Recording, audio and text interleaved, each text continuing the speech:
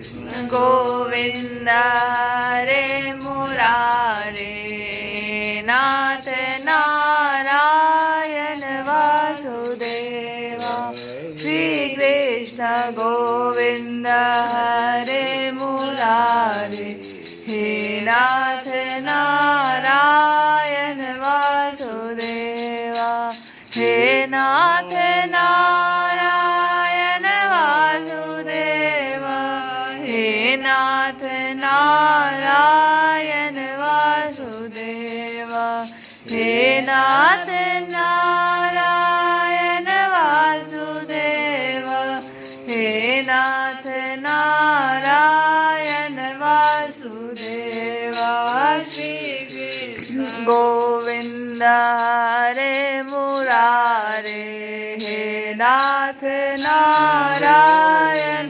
वासुदेवा हरे राम राम राम हरे हरे हरे कृष्ण कृष्ण कृष्ण हरे हरे हरे राम राम राम हरे हरे हरे कृष्ण कृष्ण कृष्ण हरे हरे हरे राम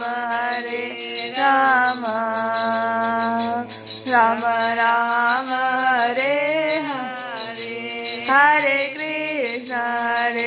कृष्ण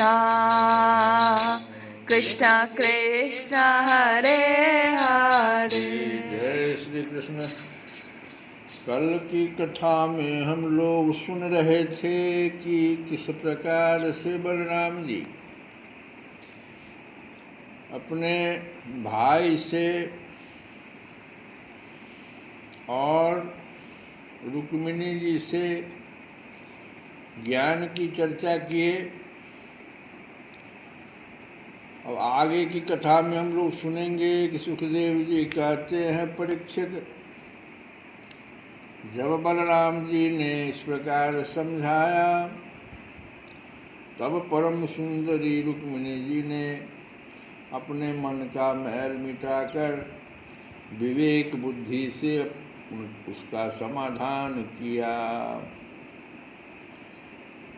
रुक्मी की सेना और उसके तेज का नाश हो चुका था, केवल प्राण बच रहे थे। उसके चित्त की सारी आशाभिलाषाएं व्यर्थ हो चुकी थी और शत्रुओं ने अपमानित करके उसे छोड़ दिया था। उसे अपने विरूप किए जाने की कष्टदायक स्मृति भूल नहीं पाती थी, अतः उसने अपने रहने के लिए भोजकट नाम की एक बहुत बड़ी नगरी बसाई।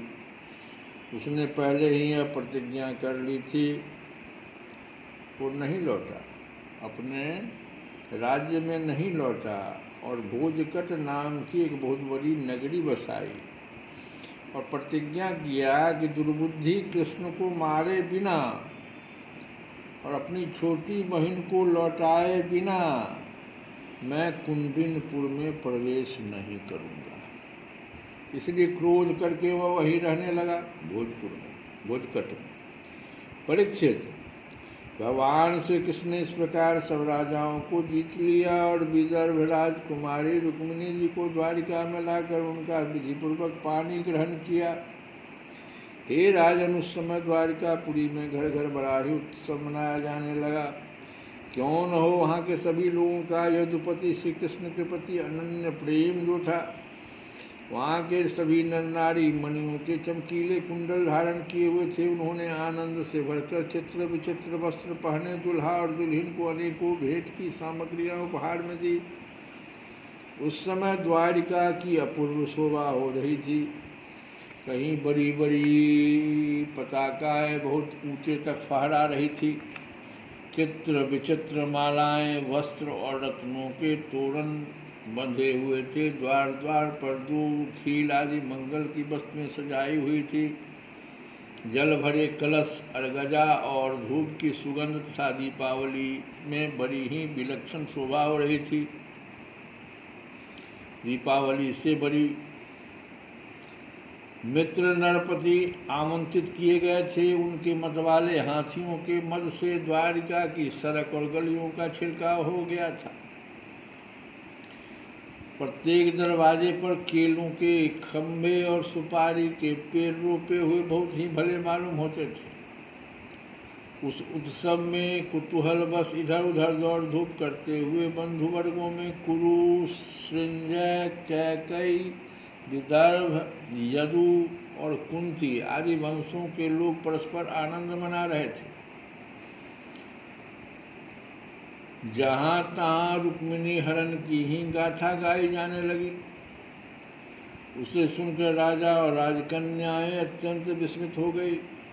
महाराज भगवती लक्ष्मी जी को रुक्मिणी के रूप में साक्षात लक्ष्मीपति भगवान श्री कृष्ण के साथ देखकर यहाँ पर खुल गया बात कि भगवती लक्ष्मी जी को रुक्मिणी के रूप में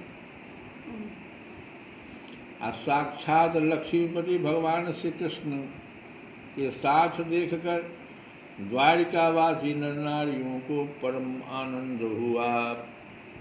श्री सुखदेव जी कहते हैं, परीक्षित, कामदेव भगवान वासुदेव के ही अंश हैं। वे पहले रुद्र भगवान की क्रोधाग्नि से भस्म हो गए थे और फिर शरीर प्राप्ति के लिए उन्होंने अपने अंशी भगवान वासुदेव का ही आश्रय लिया। वे ही काम अब की बार भगवान श्री कृष्ण के द्वारा रुक्मिणी जी के गर्भ से उत्पन्न हुए और प्रद्युम्न नाम से जगत में प्रसिद्ध हुए। सौंदर्य, वीर्य, कौशल्य आदि सद्गुणों में भगवान श्री कृष्ण से वे किसी प्रकार कम न थे। भगवान के ही अंश कामदेव भी थे, वासुदेव के ही अंश थे। तो फिर से आए। बालक प्रद्युम्न अभी 10 दिन के भी न हुए थे कि काम रूपी संबरासुर वेश बदलकर सूतिका गृह से उन्हें हर ले गया और समुद्र में फेंक कर अपने घर लौट गया। उसे मालूम हो गया था कि यह मेरा भावी शत्रु है। समुद्र में बालक प्रद्युम्न को एक बड़ा भारी मत्स्य निकल गया। तदंतर मछुओं ने अपने बहुत बड़े जाल में फंसाकर दूसरी मछलियों के साथ उस मत्स्य को भी पकड़ लिया और उन्होंने उसे ले जाकर संबरासुर को भेंट के रूप में दे दिया। संबरासुर के रसोइये उस अद्भुत मत्स्य को उठाकर रसोई घर में ले आए और कुल्हाड़ियों से उसे काटने लगे। रसोइयों ने मत्स्य के पेट में बालक देखकर उसे संबरासुर की दासी मायावती को समर्पित किया। उसके मन में बड़ी शंका हुई। तब नारद ने आकर बालक का कामदेव होना, श्री कृष्ण की पत्नी रुक्मिणी के गर्भ से जन्म लेना, मत्स्य के पेट में जाना, सब कुछ कह सुनाया। परीक्षित, वह मायावती कामदेव की यशस्विनी पत्नी रति ही थी। मायावती, वह मायावती मछुआरा की जो पत्नी थी, वह मायावती कामदेव की यशस्विनी पत्नी रति ही थी। जिस दिन शंकर जी के क्रोध से कामदेव का शरीर भस्म हो गया था, उसी दिन से वह उसकी देह के पुनः उत्पन्न होने की प्रतीक्षा कर रही थी। उसी रति को संबरासुर ने अपने यहाँ दाल भात बनाने के काम में नियुक्त कर रखा था। दासी थी जो दाल भात बनाती थी संबरासुर के रसोई में। तो उस दिन से आज तक वो ऐसे ही थी, उसी शरीर से थी। जब उसे मालूम हुआ कि इस शिशु के रूप में मेरे पति कामदेव ही है, तब वह उसके प्रति बहुत प्रेम करने लगी। श्री कृष्ण कुमार भगवान प्रद्युम्न बहुत थोड़े दिनों में जवान हो गए। उनका रूप लावण्य इतना अद्भुत था कि जो स्त्रियां उनकी ओर देखती उनके मन में श्रृंगार रस का उद्दीपन हो जाता। कमल दल के समान कोमल एवं विशाल नेत्र, घुटनों तक लंबी लंबी बाहें और मनुष्य लोक में सबसे सुंदर शरीर, रति सल्लज्ज हास्य के साथ भौं मटकाकर उनकी ओर देखती और प्रेम से भरकर स्त्री पुरुष संबंधी भाव व्यक्त करती हुई उनकी सेवा शुश्रूषा में लगी रहती। श्री कृष्णनंदन भगवान प्रद्युम्न ने उसके भावों में परिवर्तन देखकर कहा, देवी तुम तो मेरी माँ के समान हो, तुम्हारी बुद्धि उल्टी कैसी हो गई। मैं देखता हूँ कि तुम माता का भाव छोड़कर कामनी के समान हाव भाव दिखा रही हो। तो रति ने कहा, प्रभु आप स्वयं भगवान नारायण के पुत्र हैं। संबरासुर आपको सूतिका गृह से चुरा लाया था। आप मेरे पति स्वयं कामदेव हैं और मैं आपकी सदा की धर्म पत्नी रति हूँ। मेरे स्वामी जब आप 10 दिनों के भी न थे तब इस संबरासुर ने आपको हरकर समुद्र में डाल दिया था। वहाँ एक मत्स्य आपको निकल गया और उसी के पेट से आप यहाँ मुझे प्राप्त हुए हैं। यह संबरासुर सैकड़ों प्रकार की माया जानता है। इसको अपने बस में कर लेना या जीत लेना बहुत ही कठिन है। आप अपने शत्रु को मोहन आदि मायाओं के द्वारा नष्ट कर डालिए।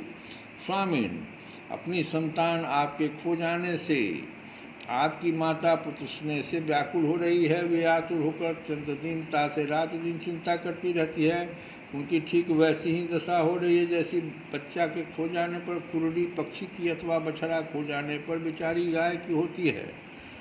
मायावती रति ने इस प्रकार कहकर परम शक्तिशाली प्रद्युम्न को महामाया नाम की विद्या सिखाई। यह विद्या ऐसी है जो सब प्रकार की मायाओं का नाश कर देती है। अब प्रद्युम्न जी संबरासुर के पास जाकर उस पर बड़े कटु आक्षेप करने लगे। वे चाहते थे कि यह किसी प्रकार झगड़ा कर बैठे। इतना ही नहीं, उन्होंने युद्ध के लिए उसे स्पष्ट रूप से ललकारा। प्रद्युम्न जी के कटुवचनों की चोट से संबरासुर तिलमिला उठा, मानो किसी ने विषैले सांप को पैर से ठोकर मार दी हो। उसकी आंखें क्रोध से लाल हो गई।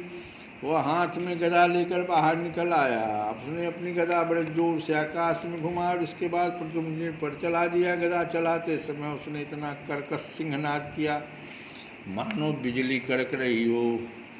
परीक्षित, भगवान प्रद्युम्न ने देखा कि उसकी गदा बड़े वेग से मेरी ओर आ रही है, तो उन्होंने अपनी गदा के प्रहार से उसकी गदा गिरा दी और क्रोध में भरकर अपनी गदा उस पर चलाई। तो वह दैत्य मायासुर की बदलाई हुई आसुरी माया आकाश से लेकर आकाश में चला गया और वहीं से प्रद्युम्न जी पर अस्त्र शस्त्रों की वर्षा करने लगा। महारथी प्रद्युम्न जी बहुत सी अस्त्र शस्त्र की अस्त्र वर्षा करके जब वह उन्हें पीड़ित करने लगा तब उन्होंने समस्त मायाओं को शांत करने वाली सत्वमयी महाविद्या का प्रयोग किया। श्री कृष्ण गोविंद हरे मुरारे नाथ नारायण